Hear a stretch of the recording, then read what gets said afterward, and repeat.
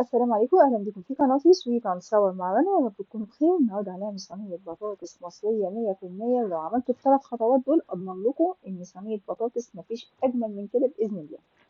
بسم الله. أول حاجة هنعملها كده البصل يا جماعة اللي هنقطعه رفيع أوي ولا تخين.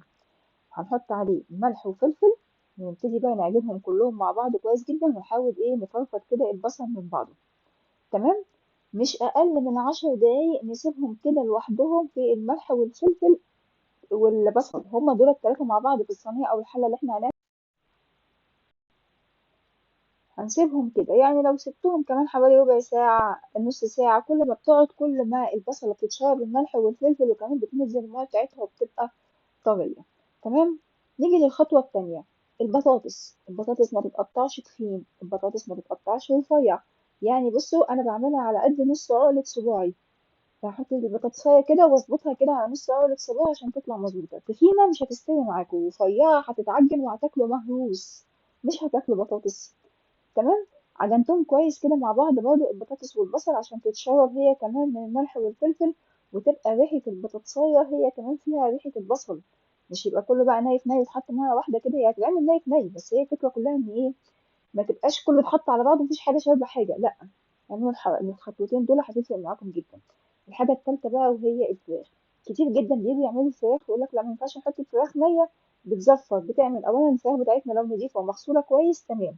تاني حاجة ان احنا بنديها صدمة على النار، وبنعمل فتحات علشان الملح والفلفل والصلصة يدخلوا جوه الفراخ، تدي التطعيمة تبقى شارباها كلها. طبعا الفتحات دي اختياري بس انا بحبها قوي لانها فعلا بتدي تطعيمة حلوة قوي، تبقى شاربة كلها من جوه بقى طعم الصلصة بالبصل بالبطاطس بكله.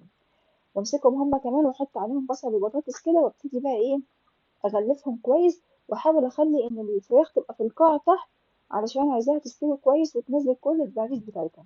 هنجيب حوالي معاكم من نص لتر لتر طماطم على حسب ما انتوا بتفضلوا، صلصتها كتيرة قليلة متوسطة براحتكم.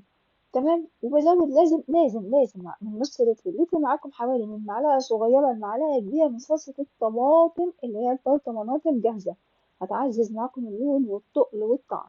نحط رشة من السكر كده وتمام، ونسيبهم على النار. قدامنا حاجة من الاتنين في التسوية، يا اما احطهم على البوتاجاز اول ما تغلي اغطي واهدي وابقى ادخلها الشوايه، يا اما ادخلها الفرن على درجه حراره 200 250 حوالي بتاع ربع ساعه كده تلت ساعه، وبعد كده اهدي النار على درجه حراره 180 واسيبها ساعه الا ربع. طبعا على البوتاجاز مش هتكمل معاكم ساعه الا ربع، فبراحتكم في التسويه. في كلتا الاحوال هشغل الشوايه فاختار. انا عن نفسي عملتها على البوتاجاز. بصوا بقى المنظر والجمال. بصوا، زبده بمعنى الكلمه. شايفين لون البطاطس شكلها عامل ازاي، الفراخ عامله ازاي؟ حقيقي هتعجبكم جدا. امشوا على ال3 خطوات اللي انا قلت لكم عليها دي، والله هتاكلوا اطعم واجمل بطاطس في حياتكم. اتمنى ان الفكره تكون وصلتكم والفيديو يكون عجبكم. اشوفكم في فيديو تاني واقول لكم سلام.